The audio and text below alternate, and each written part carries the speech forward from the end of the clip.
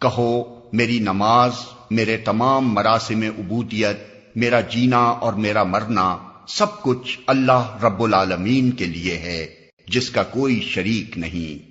اسی کا مجھے حکم دیا گیا ہے اور سب سے پہلے سر اطاعت جھکانے والا میں ہوں۔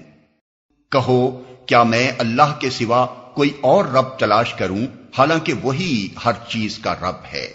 ہر شخص جو کچھ کماتا ہے اس کا ذمہ دار وہ خود ہے، کوئی بوجھ اٹھانے والا دوسرے کا بوجھ نہیں اٹھاتا۔ پھر تم سب کو اپنے رب کی طرف پلٹنا ہے، اس وقت وہ تمہارے اختلافات کی حقیقت تم پر کھول دے گا۔ وہی ہے جس نے تم کو زمین کا خلیفہ بنایا اور تم میں سے بعض کو بعض کے مقابلے میں زیادہ بلند درجے دیے، تاکہ جو کچھ تم کو دیا ہے اس میں تمہاری آزمائش کرے۔ بے شک تمہارا رب سزا دینے میں بھی بہت تیز ہے اور بہت درگزر کرنے اور رحم فرمانے والا بھی ہے۔